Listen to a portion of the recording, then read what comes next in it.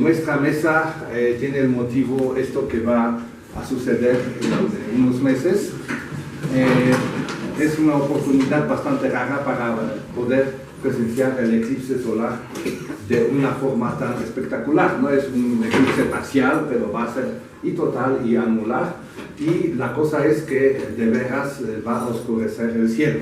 Porque normalmente muchas veces pasa el eclipse y uno no se da cuenta, porque está lloviendo, porque hay nubes y entonces no disminuye mucho la luz cuando el sol está mordido, allá en 20-30%, eso no se percibe. Si uno no sabe, no tiene calendario Galván a su mano, o anuario del Instituto de Astronomía, no se da cuenta de que sí está pasando el eclipse. Pero este eclipse sí, los que viven allá, esto va a ser algo espectacular. Y con este motivo pensamos de nuevo renovar el interés en la astronomía maya relacionada con los eclipses. El año 91 era muy espectacular aquí en la República, entonces también se presenció el eclipse y tenemos los relatos de varios investigadores que describieron la reacción de la población local por donde pasó el eclipse. Laura también escribió un pequeño folletito sobre esto. Y de esto nos va a hablar algo Daniel, de estos testimonios de la gente. Pero bueno, pues también sabemos que hay las tablas de eclipses en el códice de Dresde, entonces sabemos que los mayas, ¿por qué tenían que tener miedo si sabían calcular? Es algo que es incomprensible para nosotros y de eso también vamos a discutir un poco, que a lo mejor en parte eso es una visión un poco de la leyenda negra que nos dejaron los españoles. La cosa es que vamos ahora a tener 3 horas destinadas a estudiar diferentes aspectos, tanto de la calendárica maya antigua o de la astronomía como de los eclipses, porque digamos que enfatizamos un poco en el eclipse. Entonces, muchas gracias a todos y empezamos.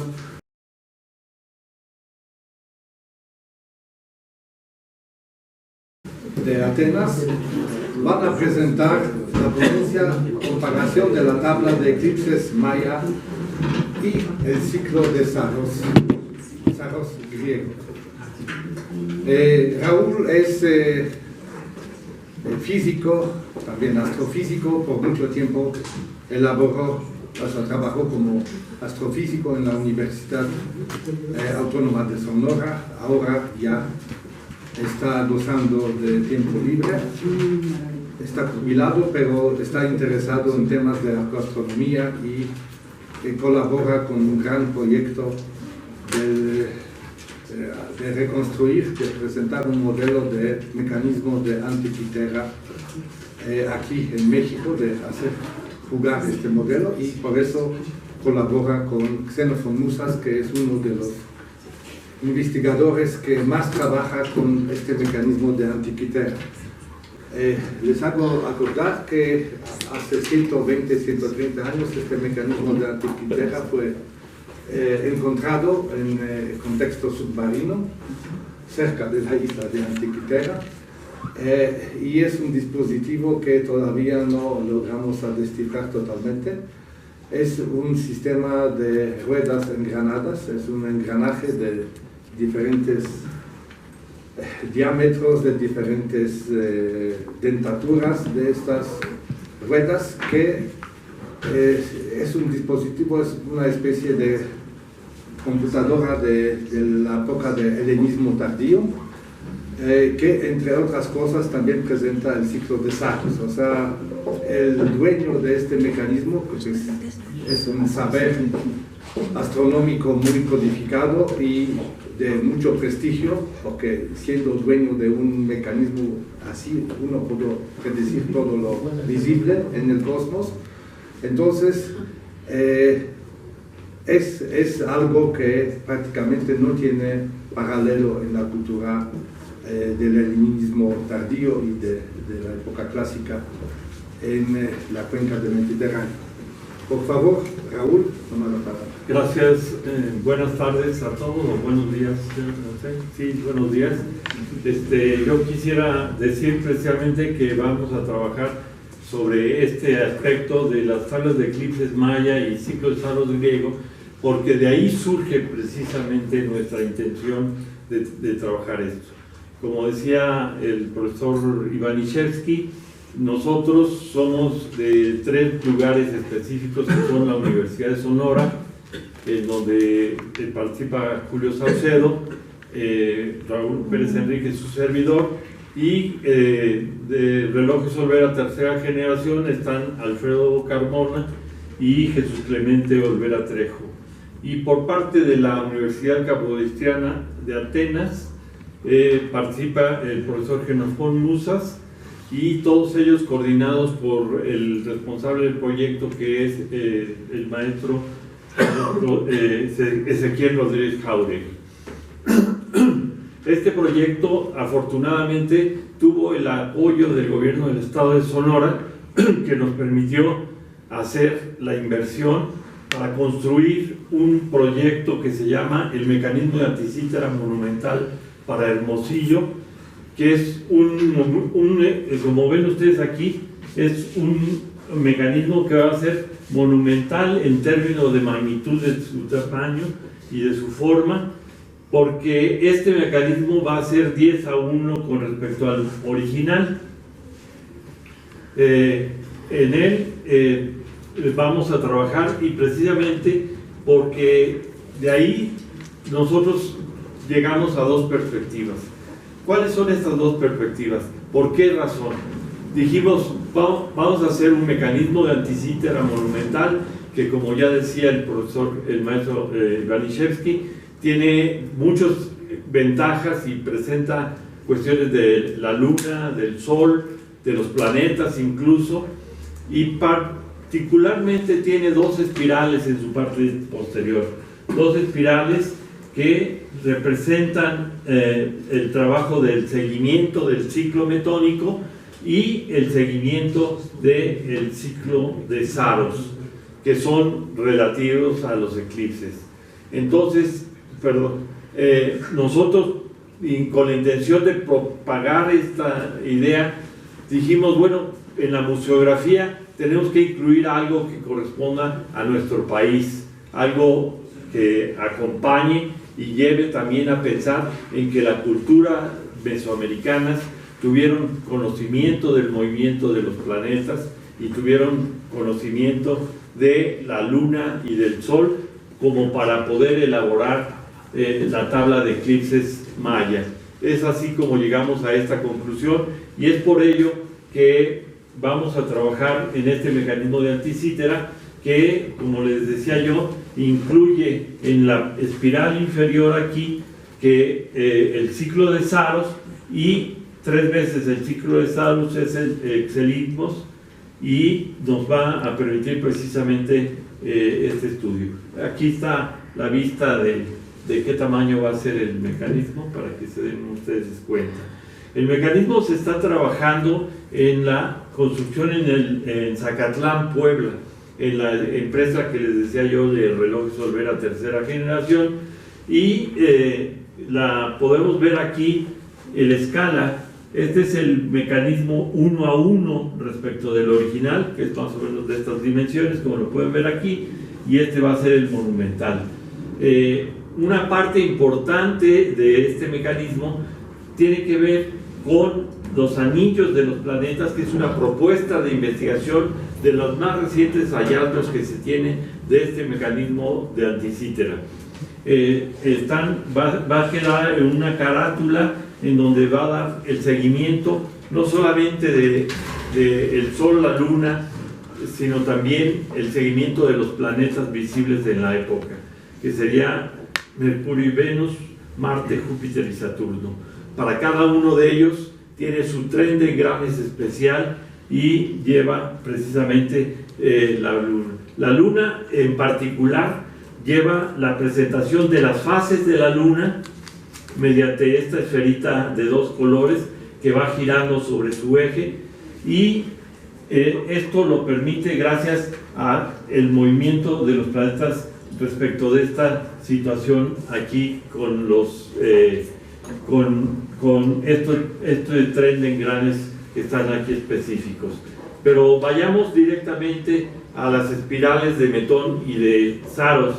Aquí, como pueden ver ustedes en esta parte, esta es la espiral de Saros, que es en la que tendremos más interés. Esta es la espiral de Metón, que cubre cada recorrido del mecanismo es durante 19 años, y al repetirse 4 veces gracias a este dial que está aquí, tenemos el ciclo completo de 76 años que se denomina el calípico.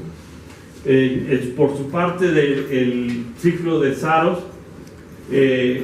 tenemos que son 18 años, para ser precisos son 18 años 10, y es de 54 años en total. Pero bueno, nosotros, como les decía yo, pensamos en la museografía.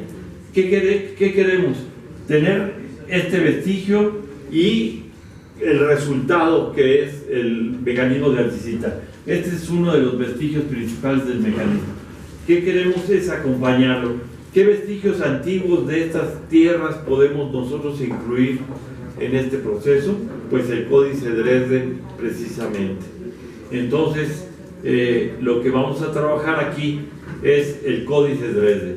Esta sería la versión griega y esta es la versión, una sección del Códice Dresden, la tabla de eclipses, particularmente del Códice Dresden, y tendríamos esta precisamente la contención de la particularidad que tiene el Códice Dresden, que es, por decirlo así, de los 4 que sobrevivieron a la devastación ocasionada por los españoles, pues es precisamente que contiene una gran cantidad de información y conocimientos que tenían nuestros antepasados mayas en el caso del movimiento del Sol y de la Luna, y reflejado por ejemplo, en las tablas también de los planetas como Venus y Marte, de la tabla de lunación, de la tabla lunar, y particularmente de la tabla de eclipse.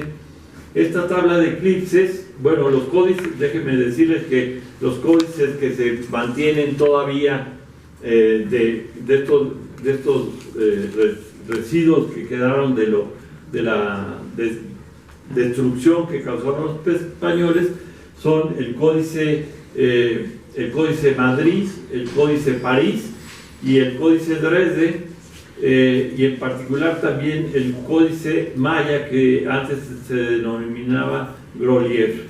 Estos códices están aquí mostrados más o menos, y lo que nosotros vamos a analizar particularmente es las páginas 51 a 58 del Códice Dresde. El Códice Dresde, en esas páginas, el códice está dividido en 2 secciones cada página, 2 partes. Entonces, iríamos de la 51A a la 58A, y luego iríamos de la 51B a la 58B. Pero particularmente lo que vamos a hacer es que nosotros identificamos claramente, como todos los investigadores que lo han hecho, 2 secciones o 2 partes importantes del códice. La parte introductoria, que tiene una serie de datos numéricos y de todos de los que voy a hablar, y voy a hacer uso principalmente de esta sección y de estos 13 que se ven aquí, y el resto de la tabla, que son la secuencia de eclipses determinados por lapsos de 177 días y 148 días, pero también haciendo énfasis en que después de cada 148 días aparece un dibujo, un diagrama que representa algún evento astronómico que, como ya en ponencia anterior precisamente nos identificaba a estos como particularmente de eclipses, pero que corresponderían cada uno de ellos a un eclipse determinado. Entonces, esta es la estructura general que tiene la tabla de eclipses. Aquí está la secuencia de eclipses, la secuencia la secuencia de lunaciones, que sería de 6 lunaciones, 5 lunaciones, y así sucesivamente irían aquí, y este es el orden en el que aparece. Cuando aparece un asterisco aquí, quiere decir que son 178, y eso se debe a que en el Códice Dresde, en esta parte, va llevando el acumulado de los números que van subiendo.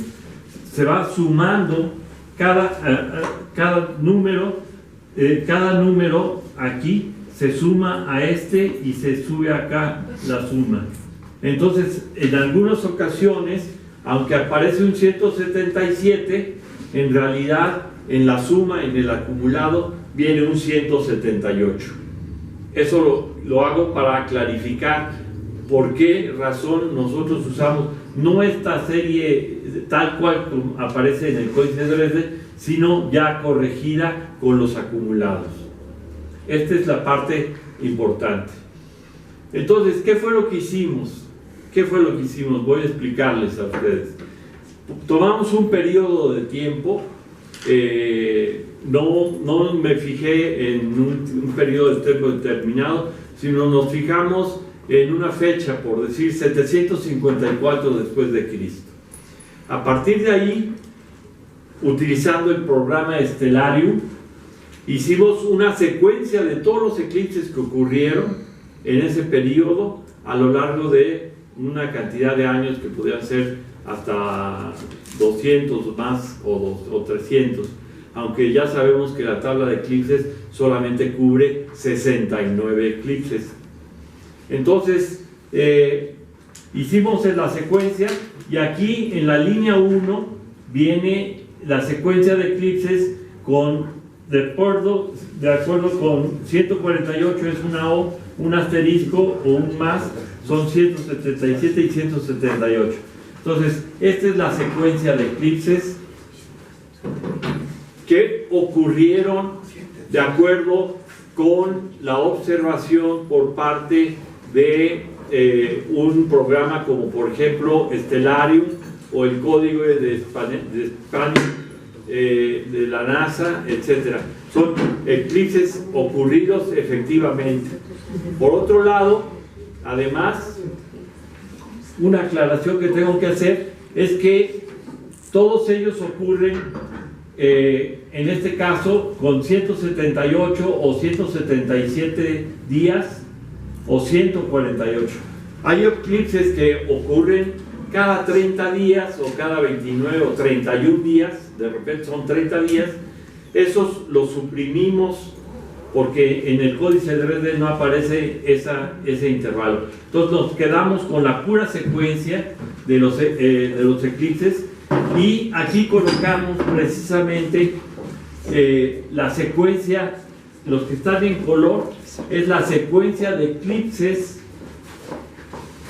del Códice 3D, ya corregido como les expliqué. Y lo que hacemos es como si fuera una regla de cálculo, o sea, tenemos nuestra tirita de acá con todos los números y tenemos nuestra tirita de acá más pequeña y la vamos recorriendo de manera que ajuste. ¿Ok? Aquí se ve más claro. Bueno, espero que lo vean más claro.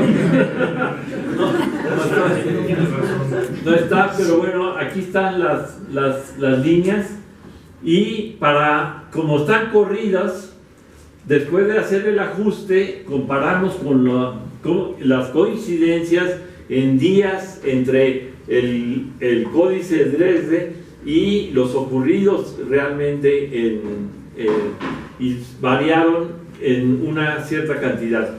Pero aquí lo que hago es recorrerlos todos para que estén en el origen, y aquí aparecen los 148 y la discrepancia que hay con respecto a el observado. Entonces, estos consideren de aquí 10 que corresponderían a las imágenes, a las 10 imágenes del códice Dresden que les mencionaba. 1, 2, 3, etc. hasta 10.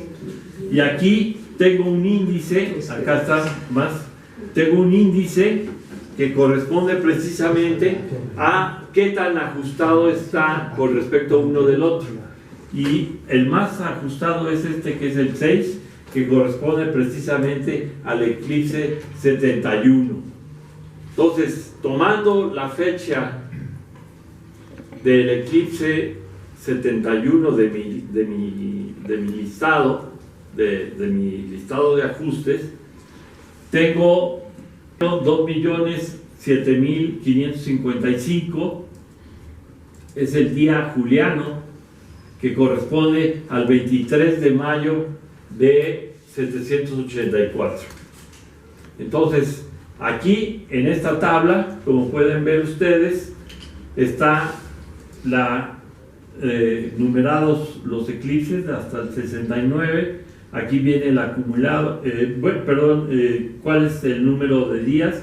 En amarillo están los 148 para identificarlos, y estos números que están aquí, que apenas se notan, pero espero que aquí los vean mejor, estos números corresponden a Chichén Itzá y Copán, o sea, eclipses que ocurrieron efectivamente y fueron observados en Chichén Itzá y Copán. O sea, fueron no totales, sino de cualquier tipo, pero todos estos son, y vean qué cerca están de los 148. O sea, esta es una búsqueda que se hizo, no quiere decir que es la gran plus ultra, pero sí da una aproximación. Por ejemplo, sí coincide exactamente con un 148, y este eclipse también casi ocurre, en fin, pero son eclipses que fueron vistos acá. Ahora, ¿qué pasa con el resto de los eclipses observados? Y que son todos estos. O sea, la fecha, si yo tomo la fecha con el códice Dresden, hay una coincidencia en el día del eclipse que ocurrió respecto del eclipse real. Cuando mucho hay una diferencia de 1 o 2 días. Solamente algunos pasan, por decirlo así, aquí tengo los datos. El 81%, bueno, son 69 eclipses que dan un total de un periodo de 11.958 días. Las secuencias, ya como lo dije, son estos días, y el 81% coinciden en un día más de diferencia, a lo más.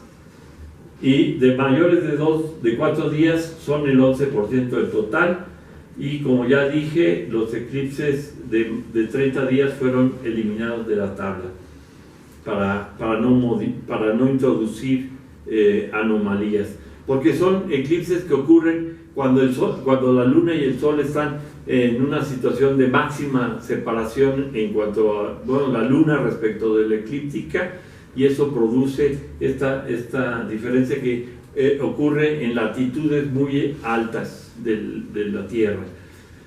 Y estos eclipses, como digo, ocurrieron, pero no fueron vistos, ni sabían, o sea, sí sabían que había un eclipse, pero no en qué parte de la Tierra está ubicado. Entonces, eso es lo que podríamos decir, la tabla de eclipses. Para la hora de la elaboración de la secuencia, en la página 52A, que aparece aquí,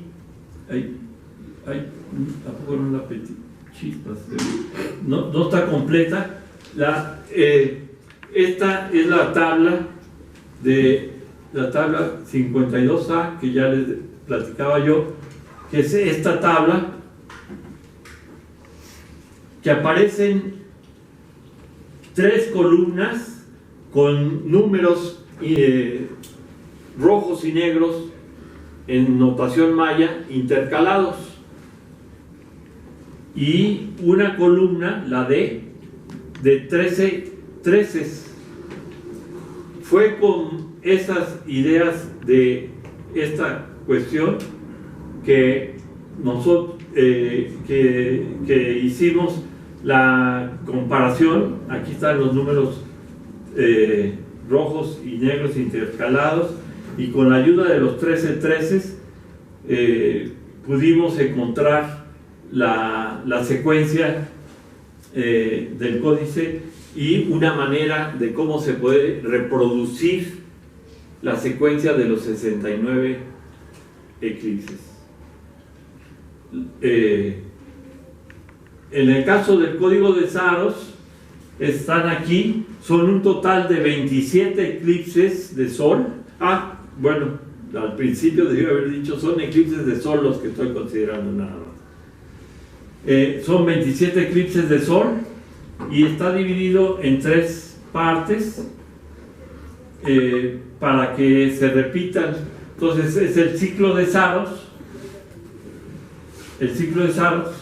y 3 veces es el ciclo de Xelimnos, que da un total, según estábamos, muy aproximado a los 11.958 días.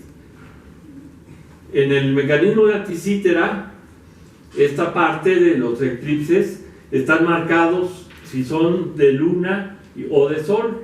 Helios, una H, y una sigma, que es Selene, que representarían estas representaciones aquí. Y en el caso de este mecanismo de Anticítera, sí proviene de un total, en particular de este glifo 138, pueden ver ustedes claramente las letras sigma y H, que serían la de Helios y de Selene, que corresponde a la luna. Y aparte tiene, mira, si tiene pero se apaga, no me responde. Tiene la hora del día en donde ocurre. Entonces, estos eclipses que están representados en el mecanismo de Anticítera están incluidos en esa manera. Es decir, en el mecanismo de Anticítera aparecen las fechas de los eclipses, la hora, y son solamente eclipses observados muy probablemente en la región norte de Grecia, que es a donde se plantea que está el diseño del mecanismo, aunque su construcción es muy posible que pueda ser de Rodas o de algún otro lugar, pero se tendrían ahí alguna situación respecto de esto. Entonces, para resumir, tendríamos que decir que se proporciona 69 eclipses que fueron observados en el mundo. Se presenta una secuencia de observaciones que pudieron ser en la zona de influencia de Chichén Itzá.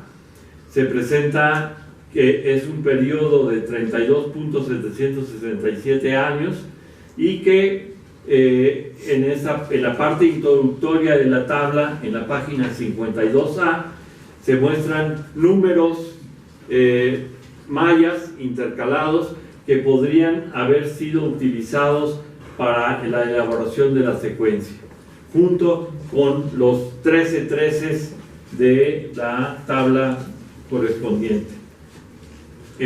Las secuencias marcan las posiciones con figuras.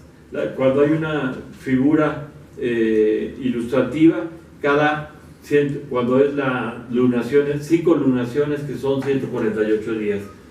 En el caso del ciclo de Saros, hablaríamos de que aparecen en él 27 eclipses solares que corresponderían a parte proporcionada y aparecerían también observables en la región. solamente observados en la región para la que fue diseñado, y 7 de ellos estarían distanciados por 6.585 días, que es la duración del ciclo de Saros. Comentarios finales que podría decir es que la predicción de eclipses realizada por las culturas ancestrales requirió no solo de la observación de la luna y el sol, sino también de la concepción de un modelo del mundo, una comprensión. Los griegos y los mayas debieron tener ambas cosas para poder llegar a la construcción de un ciclo de Saros, los primeros, y de la tabla de eclipses, los segundos.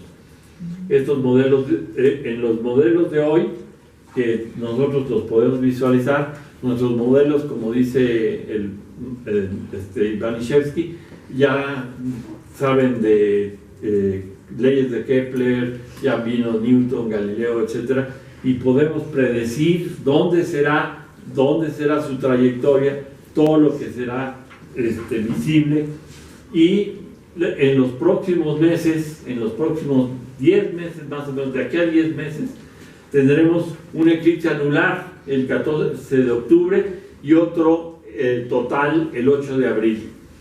Entre ellos hay exactamente 177 días,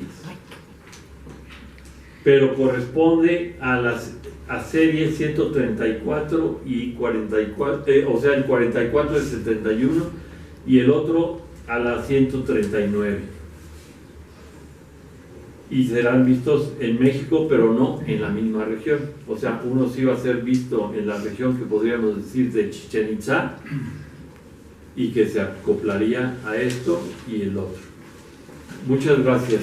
Pero antes, ¿puedes poner la presentación? Esto es algo realmente que creo que les va a gustar bastante, por eso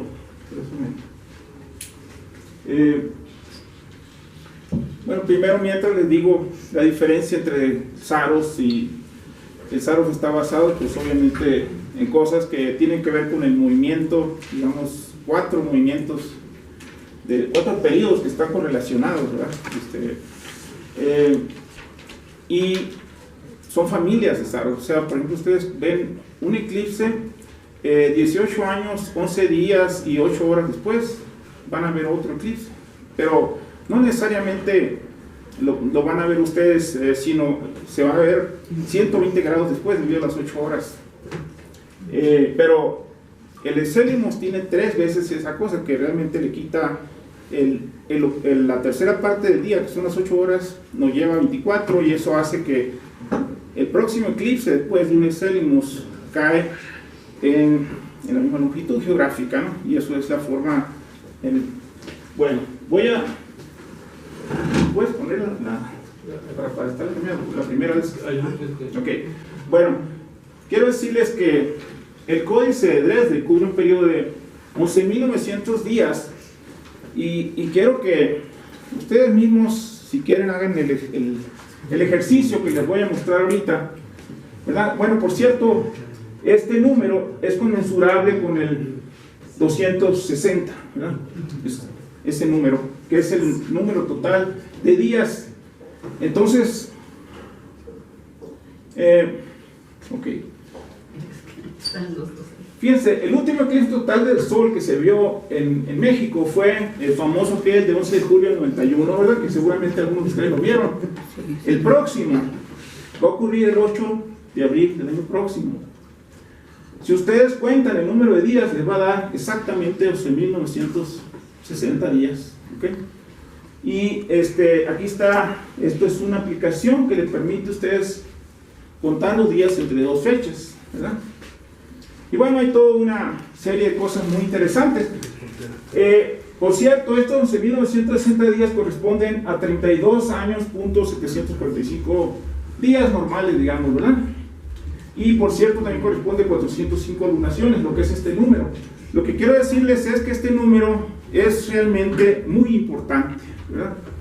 Como estamos viendo aquí, estamos viendo el eclipse total de Sol del 91 y el del año próximo, que precisamente la distancia en días es exactamente este número. Entonces, este es una observación que yo hice en el 91 del eclipse, también es de nosotros. Esa. Aquí en esta tabla, estoy empezando con el primer eclipse que va a ser el de este año en Tierra Maya, ¿no? 10 de octubre, el 14 de octubre, 23, este es el primer eclipse. El siguiente va a ocurrir, el siguiente eclipse después de eso ocurre el 8 de abril de 2024, que todos saben ustedes que es el total de sol, y como bien dijo hace un momento Raúl, hay 177 días.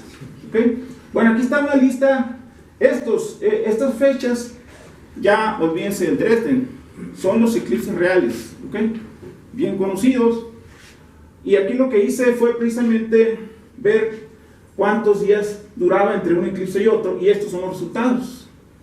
Pueden ver que hay 177, 78, 177, por ahí aparece un 149, y aparece un 30, también es real. Entre este mes y otro va a haber eclipses, y les quiero hacer estos comentarios que tengo aquí, que esos ocurren a muy altas latitudes, a veces negativas, a veces positivas, ¿ok? Que de hecho es algo que Raúl había encontrado al tratar de ver esto, para que funcionara, tuvo que truncar, así como con un machetazo, para que funcionara lo que estaba haciendo. En este caso son números reales, y como les digo, estos números, por ejemplo, este de 30, obviamente no aparece en el códice de Dresden. Esto nos va a llevar a que hay más eclipses que los 69 que se hablan. Aquí está para todo el ciclo, y lo más interesante viene al final. En esta fecha, 27 de enero de 2055, pues, ¿qué creen?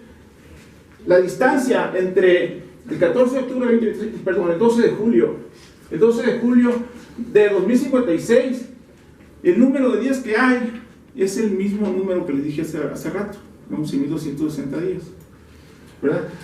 Y ahora, lo interesante, más interesante, es que ambos eclipses van a ser anulares y van a ser vistos en tierras mayas, ¿verdad? O sea, los únicos dos anulares que van a ser vistos en tierras mayas, así como vimos hace un momento los dos totales de sol vistos también en tierras mayas, ¿verdad? Aunque no van a ser totales necesariamente, pero sí son eclipses que van a ser totales y que van a ser vistos en México, ¿verdad? El hecho de que los eclipses sean muy parecidos, muy semejantes, por ejemplo, el total de sol del 91, el total de sol de 24, el anular de este año al anular de 2056, con la misma cantidad de días, ¿verdad? Y son eclipses similares. Eso lo asociamos nosotros con el Exenimus, pero este es como una especie de Exenimus maya. No, esto está, la fecha esa que les digo, que es el número de días que hay en esta tabla de eclipses, ¿verdad? Realmente es una cosa impresionante. Les comento que lo que se habla generalmente es que son 69 eclipses, lo que ocurre, contando estos mismos, resulta ser que son 74. ¿Por qué razón? Porque aparecen los de 30 días que son reales. O sea, en eso sí, no los vieron, su algoritmo no funcionaba para latitudes muy altas o muy bajas, ¿verdad? Y bueno, esta foto la tomé en el 2012, esto es más o menos lo que se va a ver, un poco más delgado, acá en 14 de octubre de este año, el anillo de fuego. Entonces, eso ocurrió, una cosa bien interesante también, 6.585 días después del anular de sol que vimos, seguramente Raúl también, el 10 de mayo, y el doctor Galindo estuvo por allá también, en el unísono, que todavía no lo conocíamos. Allá se vio el 10 de mayo del 94, se vio un eclipse anular. Saquen la cuenta entre aquel y este 20 de mayo de 2012, que le digo yo observé en el cañón de Che, en Arizona, es una región Anasazi. El número es 6.585 días, y este es un Saros, y se supone que el Saros no les va a presentar un eclipse en la misma longitud, y sin embargo sí lo presenta, porque en el anular tienen un poquito más cancha, ¿verdad? Pero es interesante que jueguen con estos números. Es muy bonito este tema, ¿verdad? Entonces, bueno, estas son otras fotos del mismo eclipse, más o menos cosas que se van a ver también acá. Entonces, bueno, estas son regiones donde se va a ver: Yucatán, Campeche, Quintana Roo, ¿verdad? Muchos lugares impresionantes con pirámides mayas. Hay muchos, ¿verdad? Uxmal se mencionó hace un momento, y hay muchas, hay muchas regiones. Estas son los diferentes estados, son lugares. Ahora, quiero mencionarles una cosa también, otro eclipse que es muy famoso también, el eclipse del 70, ¿verdad? Que como Raúl, los que tiene edad de Raúl más o menos lo vieron, yo no, estaba muy chamaco. Acá en Oaxaca, ¿verdad? Esta estampilla, mira qué belleza, ¿no? Este es el eclipse del 70, del 7 de marzo, ¿verdad? Sí, gracias. Ya voy a cortar, Les quiero decir que el eclipse que viene del 24 es un excelimus posterior a este, ¿verdad?